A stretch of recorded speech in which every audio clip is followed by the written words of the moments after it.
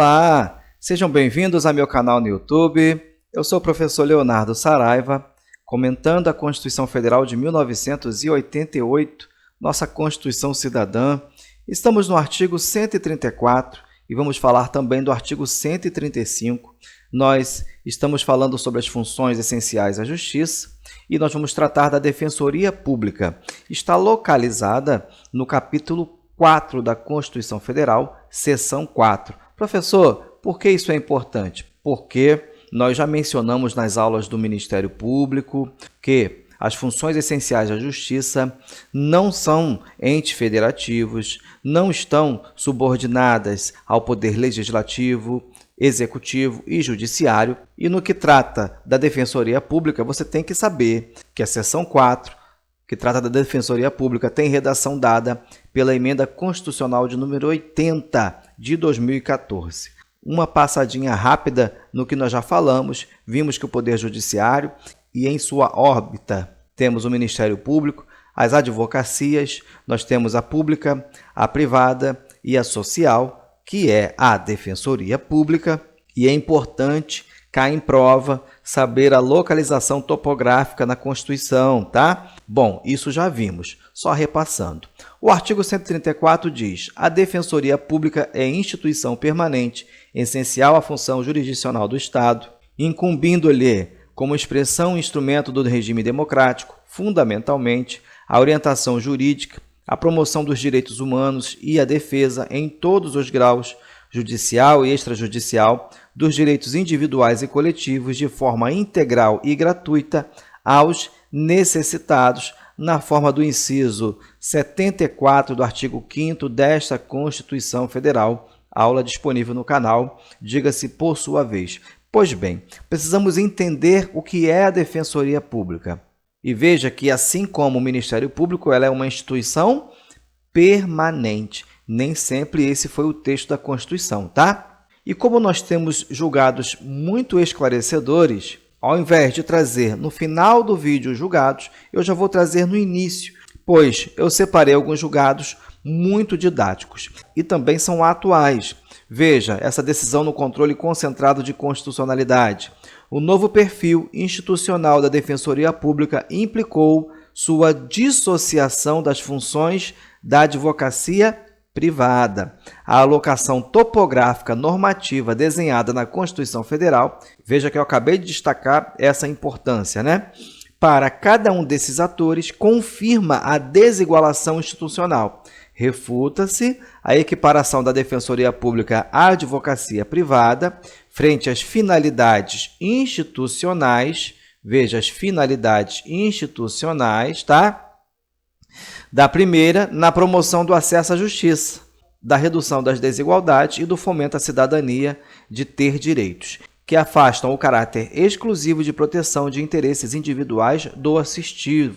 Veja aqui, olha, afasta o caráter exclusivo de proteção de interesses individuais. É somente a Defensoria Pública capaz de atuar na proteção dos direitos individuais? Não, pois as suas finalidades se equiparam à advocacia privada. Agora preste atenção, a arquitetura constitucional da Defensoria Pública, como moldada a partir da Emenda 80 de 2014, da perspectiva institucional, olha, eu vejo aqui uma questão de prova discursiva, uma questão mais aprofundada e você acertando essa questão, tá? Aproxima mais do Ministério Público. Ministra Rosa Weber, ADI 6864, julgada em 2022. Recente decisão, veja que a Defensoria Pública tem as suas finalidades institucionais equiparadas à advocacia privada e da perspectiva institucional, como instituição, se aproxima mais do Ministério Público. Isso nós tiramos a partir do julgado. Veja outro, constitui função constitucional da Defensoria Pública, instituição autônoma e com regime próprio, atender aos necessitados. Aqui nós vamos ver uma definição para os necessitados. O que abarca O que a Constituição quer dizer com necessitados? Assim consideradas as pessoas físicas e jurídicas, tá? Que comprovem insuficiência de recursos na forma da lei. Olha só, gente, que interessante. Cabendo à lei complementar de regência dispor sobre os requisitos para o exercício do cargo de defensor público, o que torna constitucional a previsão de que sua capacidade postulatória decorre da nomeação e posse do cargo. Ante o exposto, julgo improcedente a ação direta de inconstitucionalidade. Confiro ainda a interpretação conforme a Constituição do artigo 3º, parágrafo 1º, da Lei 8906 de 94, declarando-se inconstitucional qualquer interpretação que resulte no condicionamento da capacidade postulatória dos membros da Defensoria Pública à inscrição dos defensores públicos na Ordem dos Advogados do Brasil. Voto do relator, ministro Gilmar Mendes, no controle concentrado de constitucionalidade. Veja aqui a definição de necessitados. Eu já volto nesse ponto, tá?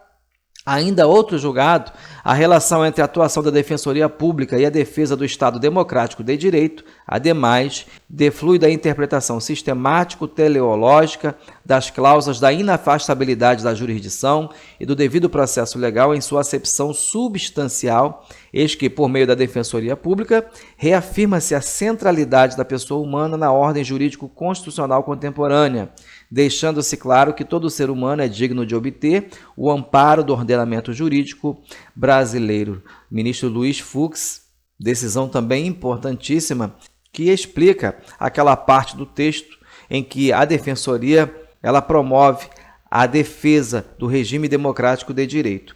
Pois bem, mais um julgado interessante para a nossa introdução. Legitimidade ativa da Defensoria Pública para ajuizar a ação civil pública, artigo 5º, inciso 2º, da Lei 7347 de 85, alterado pelo artigo 2º da Lei 11.448 de 2007, tutela de interesses transindividuais, coletivos estrito sensu e difusos e individuais homogêneos. Defensoria Pública, instituição essencial à função jurisdicional, acesso à justiça, necessitado. Muito bem, vamos grifar. Definição segundo princípios hermenêuticos, garantidores da força normativa da Constituição e da máxima efetividade das normas constitucionais. Nós vimos isso, tá? Aulas disponíveis para você, artigo 5º, 35, 74, 78 da Constituição da República. Inexistência de norma de exclusividade do Ministério Público para ajuizamento da ação civil pública. Ausência de prejuízo institucional do Ministério Público pelo reconhecimento da legitimidade da Defensoria Pública. Não há prejuízo para a instituição do Ministério Público se você reconhecer a legitimidade da Defensoria Pública para ajuizar a ação civil pública, desde que seja para os necessitados, tá? Necessitados. Grava isso, daqui a pouco você vai ver o nosso quadro sinótico, vai ficar bem interessante e você vai entender tudo. Professor, você começou a aula um pouco confusa, um pouco agitado, eu não estou entendendo. Não, você vai entender tudinho. Fica até o final. Bom, então, o que a gente tem? A Defensoria Pública é a instituição permanente, tá? Redação dada pela Emenda Constitucional número 80. É essencial a função jurisdicional do Estado, obviamente, incumbindo-lhe como expressão e instrumento do regime democrático, fundamentalmente, a orientação jurídica, promoção dos direitos humanos e defesa em todos os graus, judicial, extrajudicial, dos direitos individuais e coletivos. Inclusive, nós vimos, tem legitimidade para ajuizar a ação civil pública em prol dos necessitados, tá? Como nós vimos nessa decisão, tá? Da legitimidade da Defensoria Pública para ajuizar a ação civil pública. Perfeito? Isso cai em prova, tá, gente? Cai em prova e é necessário você saber. O parágrafo 1º do artigo 134 diz: lei complementar organizará a Defensoria Pública da União e do Distrito Federal e dos territórios e prescreverá normas gerais para sua organização nos estados, em cargos e carreiras providos na classe inicial mediante concurso público de provas e títulos, tá? Não é ou, tá? É está incluindo os títulos, assegurada a seus integrantes a garantia da inamovibilidade, vedado o exercício da advocacia fora das atribuições institucionais. O defensor público não pode exercer advocacia privada. Perfeito? Parágrafo 1º, bem elucidativo. Vamos colocar no nosso quadro daqui a pouco, tá? As defensorias públicas estaduais são asseguradas autonomia funcional e administrativa, e a iniciativa de sua proposta orçamentária dentro dos limites estabelecidos na Lei de Diretrizes Orçamentárias e subordinação ao disposto no artigo 99, parágrafo 2º. Essa redação foi dada pela emenda 45 de 2004. Aí nós temos a Lei Complementar 80, de 94, que vai organizar a Defensoria Pública da União, do Distrito Federal e dos Territórios, e também vai dizer normas gerais para a organização dos estados e dá outras providências. Preste atenção que a Defensoria Pública se divide em da União, do Distrito Federal e dos Territórios e dos estados. Não confunda uma coisa com a outra. E uma não é subordinada à outra, tá? Aí o texto constitucional, com a emenda 74 de 2013, vai trazer: aplica-se o disposto no parágrafo 2º às defensorias públicas da União e do Distrito Federal. Por quê? Nós estamos vendo, com o passar do tempo e como uma meta, né, a valorização da Defensoria Pública. Por isso que as emendas vão trazendo sempre um acréscimo, uma melhora, buscando uma equiparação com o Ministério Público. São princípios institucionais da Defensoria Pública a unidade, a indivisibilidade e a independência funcional, aplicando-se também no que couber o disposto no artigo 93 e no inciso 2º do artigo 96 desta Constituição. Veja que a emenda 80 já vai trazer uma equivalência, uma equiparação com o Ministério Público.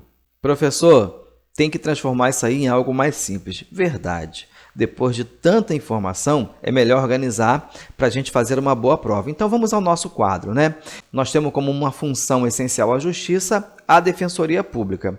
E qual é a sua competência? Orientação jurídica, promoção dos direitos humanos, defesa judicial e extrajudicial, dos direitos individuais e coletivos de forma integral e gratuita a quem? Aos necessitados. Veja que está em caixa alta. Mas, de acordo com o STF, ela também é legítima, também tem legitimidade para propor ação civil pública para a defesa dos necessitados. Anotou no seu material? E a carreira? A carreira, através de concurso de provas e títulos. Provas e títulos. Há para a Defensoria Pública a garantia da inamovibilidade, para que o defensor público possa exercer com liberdade o seu mistério, necessário que ele tenha essa garantia. Nós comentamos a garantia da inamovibilidade quando falamos do Poder Judiciário. Vou deixar o link para você. Vedada a advocacia fora das atribuições, como nós vimos, o defensor público não pode exercer advocacia privada, a autonomia funcional, o defensor público é livre na sua função. É lógico, é claro, observando os princípios, regras do nosso ordenamento jurídico, bem como da sua classe. Tem autonomia administrativa para gerir seus próprios órgãos e financeira. Pode propor sua proposta orçamentária observando a LDO.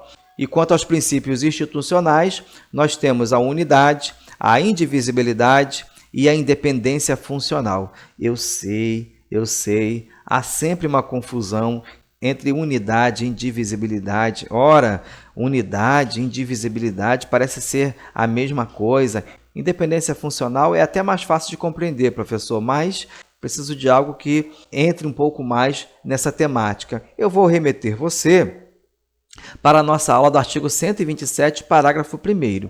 E lá nós fizemos um quadro bem interessante quando tratamos do Ministério Público. E você viu que se aproxima institucionalmente do Ministério Público a Defensoria Pública, né? Então, como unidade, palavras-chave vão te orientar. Todos os membros integram uma única estrutura administrativa. E o princípio da unidade é visto sob uma ótica administrativa, né? E a indivisibilidade, os membros podem se substituir uns pelos outros, sob uma ótica processual. E a independência funcional, não há vinculação hierárquica na interpretação jurídica. O defensor público ele é livre para interpretar o ordenamento jurídico no exercício de suas funções. Súmula vinculante 14, não dá para terminar o vídeo sem mencionar, é direito do defensor, no interesse do representado, ter acesso amplo aos elementos de prova que, já documentados em procedimento investigatório realizado por órgão com competência de polícia judiciária, digam respeito ao exercício do direito de defesa. Professor, e o artigo 135, os servidores integrantes das carreiras disciplinadas nas seções 2 e 3 deste capítulo serão remunerados na forma do artigo 39, parágrafo 4º. Professor, não dá. Na seção 3, nós temos a advocacia privada, e a advocacia privada não é remunerada por subsídio, como diz o parágrafo 4º do artigo 39. Verdade, preste atenção. O texto do artigo 135 está de acordo com a emenda constitucional número 19 de 98. Mas, está aí na sua tela, veja aqui em cima, olha, a redação, essa redação aqui, olha, que trouxe a seção 4, ela está de acordo com a emenda 80 de 2014. Então, o que ocorre? Ocorre que o legislador não atualizou. Aqui deveria estar, olha, a seção 4, não é isso? Seção 4, e aí o texto estaria correto. Mas isso não impede, tá? Basta que você entenda que o artigo 135 está falando da seção 2 e 4 e vai ficar tudo bem. Isso vai ser cobrado em prova, professor? Pode ser cobrada a questão da remuneração. Defensor público, assim como o MP, assim como os magistrados, recebem através de subsídio, parcela única, tá? Próxima aula, defesa do Estado e das instituições democráticas. Chegamos ao fim. Se você gostou, curta, compartilhe, se inscreva no canal e Deus abençoe você.